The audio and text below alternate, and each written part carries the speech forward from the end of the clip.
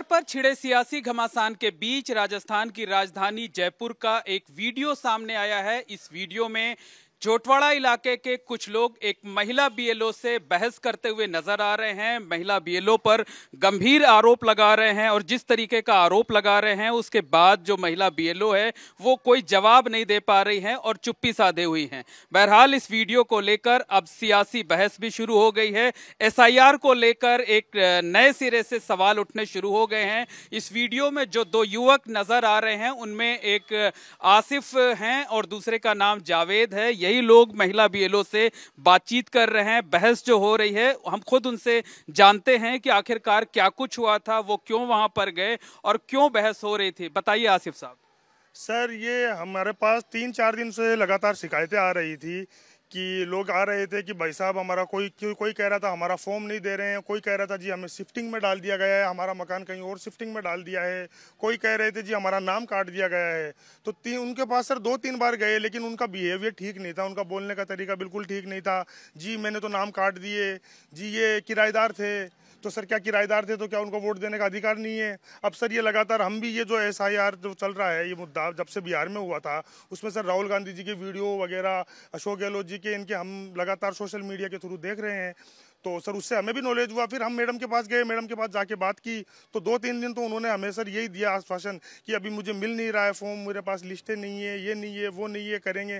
Last में sir जब last में गए कि मैम इनका फॉर्म दीजिए या ना दीजिए, तो बोलती है कि जी मैंने तो इनका नाम काट दिया।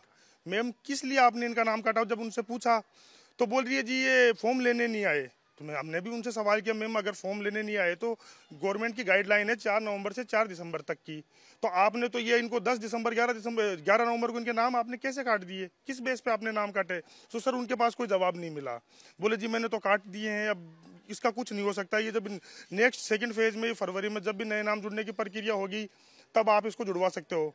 तो मैंने बोला मैम वो तो नेक्स्ट लेवल है, आपने नाम काटे क्यों, आप उसका जवाब देना। तो सर उनके पास इस चीज़ का कोई जवाब नहीं था और फिर सर ये मजबूरी में हमें ये सोशल मीडिया के थ्रू ये वीडियो डालना पड़ा, क्यों कहीं सुनवाई नहीं हो रही थी। हमने सर कलेक्टर में भी क्या ये जो महिला बीएलओ हैं ये क्या घर घर जाकर फॉर्म नहीं बांट रही थी? जी सर, उस वक्त तक ये घर किसी के भी घर जाकर इन्होंने फॉर्म नहीं बांटा था। ये भाई है एक, इनके किसी रिलेटिव का फॉर्म था, वो फॉर्म इन्होंने नहीं दिया, ना उनके घर गए। तो उनसे जब पूछा गया तो बोली कि मेरे पास इतने सारे फॉर्म है, मैं किस किस के घर जाऊंगी। आधे लोगों को बोल रही है जी ये एरिया मेरे पास नहीं है, एक पड़ोसी को फॉर्म दे रही है, दूसरे को बोल रही है जी ये एरिया ही मेरा नहीं है। तो जब मैम आपका एरिया नहीं है तो आपने कैसे इनको शिफ्टिंग में डाला, कैसे आपने इनके नाम काटे?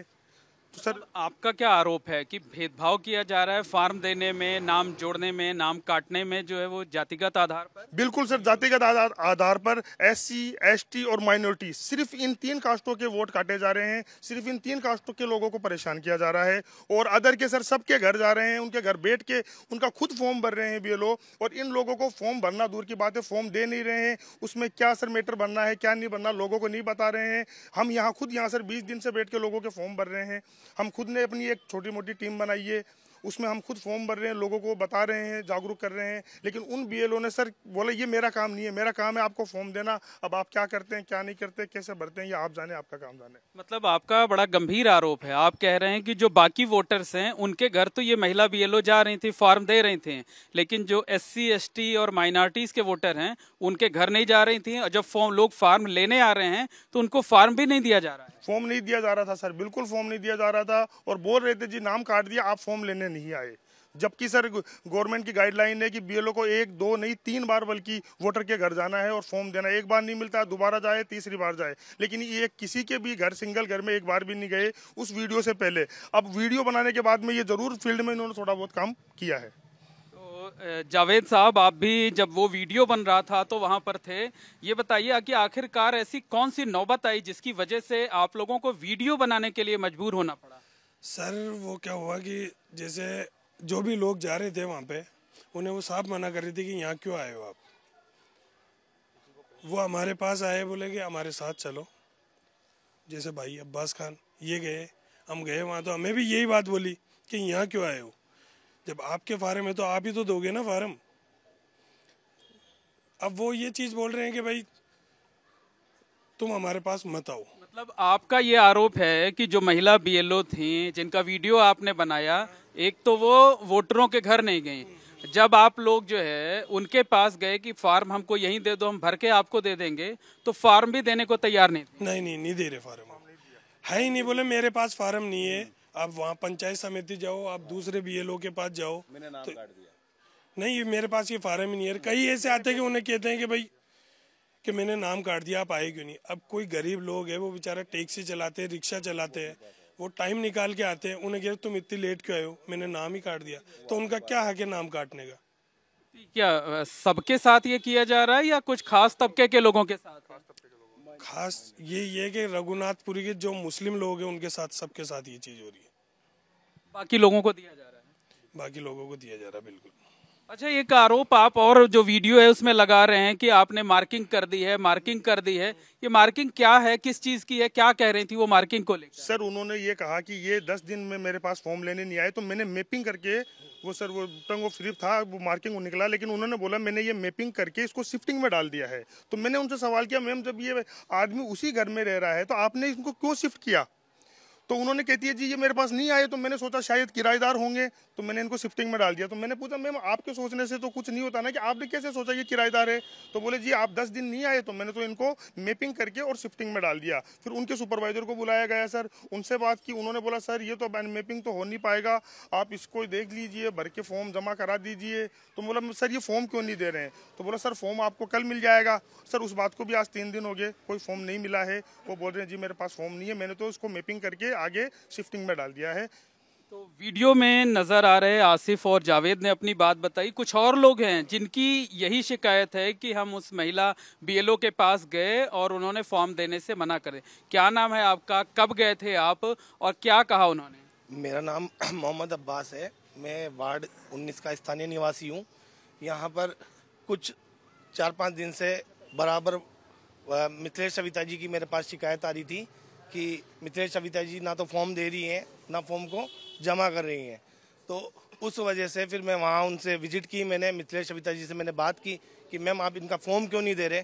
तो मिथिलेश सविता जी ने ये कहा कि ये अभी कहीं और शिफ्ट हो गए हैं। तो मैम शिफ्ट हो गया है, व्यक्ति खुद आ रहा है आपके पास में, आप जाके सत्यापन कर लें। भाई आप BLO के, आपको गवर्नमेंट ने BLO नियुक्त किया है तो आप उसका सत्यापन करें। सत्यापन करने के बाद में आपको फेल लगता है तो उसका फॉर्म आप डिपॉजिट करें। लेकिन मैंने वहाँ एक चीज़ नोटिस करी कि वो एक राजनीतिक दबाव में आकर समुदाय विशेष राजनीति कर मुस्लिम SC OBC के वोट वो काट रही हैं और फॉर्म डिपॉजिट नहीं कर रही हैं। ये चीज़ मैंने वहाँ पे स्पष्ट करी है उनके वहीं पे ही। ये सिर्फ आपके साथ हुआ या और भी लोग के साथ यही हो रहा है? और भी लोग इसी तरीके की शिकायत? नहीं, बहुत शिकायत आने के बाद में मैंने ऑलरेडी उनसे एक बार फ़ोन पे भी बात की, लेकिन फ़ोन पे समझाइश करने के बाद में भी अगर उस व्यक्ति का समाधान नहीं हुआ तो मैं फिर खुद पर्सनली वहाँ जाकर मैडम से मैंने बात की। बात वो इतना रूडली कर रही थी कि मैं क्या बताऊँ आपको, उन्होंने उनका फॉर्म तक नहीं दिया। इतनी बहस करने के बाद में उन्होंने कहा कि आपको जहाँ जाना है चले जाओ, मैं इनका फॉर्म नहीं दूंगी। अच्छा, ये बताइए कि आपने सिर्फ वीडियो बनाया या कहीं शिकायत भी की है इस मामले की? जी सर हमने इसकी शिकायत भी की थी सर, वो जिला शायद उपखंड अधिकारी से हमने शिकायत की, हमने ज्ञापन भी दिया है सर उनको। तो उन्होंने हमें आश्वासन भी दिया कि अब ये आगे से ठीक काम करेंगे। क्या चाहते हैं अब आप लोग? सर चाहना कुछ भी नहीं है, बस निष्पक्ष काम करे, किसी जाति किसी समुदाय के विरोध ना किसी के पक्ष में करे ना किसी के विपक्ष में काम करे। जो निष्पक्ष प्रक्रिया है, जो इनका काम है सर, वो काम ईमानदारी से करे। इसके अलावा हमें इसके कोई कार्रवाई नहीं चाहिए या कुछ ऐसा कुछ हमें नहीं चाहिए सर। अच्छा, आप थोड़ा सा आगे आ जाइए। आप बताइए कि अब इस पूरे विवाद के बीच आप लोग चाहते क्या हैं और क्या लगता है कि आप लोगों को टारगेट किया जा रहा है? टारगेट तो किया जा रहा है, शुरू से किया जा रहा है, और हमारी मांग यही है कि जिस तरीके से वार्ड नंबर 30 में काम हो रहा है, BLO काम कर रहे हैं ईमानदारी के साथ और सब लोग ये मिलकर उनका साथ दे रहे हैं, इसी तरीके से काम होता रहे, किसी के साथ कोई भेदभाव ना हो। यही हमारी मांग है, यही चाहते हैं। इसके अलावा हमारा कोई उनसे हमारा ज़ाती कोई मामला उन महिला से नहीं था। हमारे जो नौजवान भाई हैं इनकी यही शिकायत है कि सबका साथ, जो मोदी जी का सबका साथ सबका विकास सबका विश्वास जो उनका वो तरीका है, उसी तरीके से काम होता रहे और किसी भी को गरीबी की वजह से। आप बड़ा गंभीर आरोप लगा रहे हैं कि भेदभाव हो रहा है SIR के नाम पर। जी, भेदभाव हो रहा है, जब तो ये बातें आई, जब तो इस तरीके से मामला आया, जिनके साथ भी पूरे हिंदुस्तान में जो आवाज़ उठ रही है। वरना किसी से कोई जाति दुश्मनी या जाति कोई बात किसी की नहीं है। ये किसी का भी वोटर लिस्ट में नाम छूटना नहीं चाहिए, सबको वोट देने का अधिकार है, सबके सम्मान की बात है। तो आगे चल के और कोई दिक्कतें परेशानी ना हो, इसलिए नौजवान लोगों ने ये मुद्दा उठाया और ये बात रखी। अच्छा ठीक है, कुछ और भी लोग हैं, उनसे भी बात कर लेते हैं। आपको क्या लगता है और क्या चाहते हैं? सर नमस्कार, मैंने पापा का वो उसमें वोटर लिस्ट में वो फार्म मांगा था, तो मेरे को फार्म नहीं मिला। राजस्थान स्कूल में भी जाके आया मैं, और यहाँ पे भी मैंने बोला है BLO से, तो उनको वो राजस्थान स्कूल में जब बोला है कि ये आपका पापा का नाम काटा गया है कि नहीं। अब हम किराए से रहते हैं, है कि नहीं। अब वो मकान छोड़ के हम इधर रहने लग गए हैं, तो उसमें क्या है कि हमारा नाम है उसके में, पुरानी लिस्ट में भी है, नई में भी है। तो उनको मैंने पहचान पत्र दिखाया, पहचान पत्र भी दिखाने के बाद में भी उन्होंने फार्म निकाल के नहीं दिया। बस मतलब आपका कहना है कि आपके पिताजी का नाम पुरानी वोटर लिस्ट में था, मौजूदा वोटर लिस्ट में भी है, आप SIR का फार्म भरना चाहते थे, आपको फार्म दिया नहीं जा रहा है? जी हाँ, वो फार्म नहीं दिया जा रहा, हम फार्म भरना चाह रहे थे। क्या सबको फार्म नहीं दिया जा रहा है या अकेले आपको ही नहीं? कम से कम BLO के पास 4-5 बार जाके आया मैं, और BLO बोला कि होगा भी तो नहीं दूंगा मैं, ये बोला। क्यों, क्या कहा? अब बस क्या पता कि वही जाने। बोले कि वहाँ राजस्थान स्कूल में भी जाके आया, इधर भी जाके आया मैं, तो बोला आपके पापा का नाम काटा गया। क्यों काटा गया जब वो पुराना नया भी बना हुआ है पहचान पत्र, और पुराने में भी नाम है, 2002 वाले में उसमें भी नाम है। अब ये क्यों काटा गया है ये बताओ।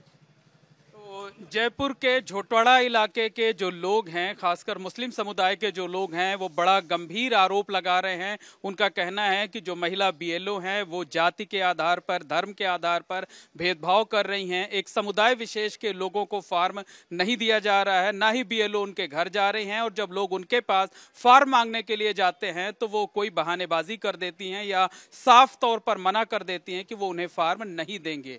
इसे लेकर के सोशल मीडिया पर वीडियो वायरल होने के बाद अब कोहराम मच गया है। अब देखना यह होगा कि इस मामले में निर्वाचन आयोग कोई कदम उठाता है या नहीं। कैमरामैन गोविंद साहू के साथ मोहम्मद मोइन, ABP न्यूज, जयपुर।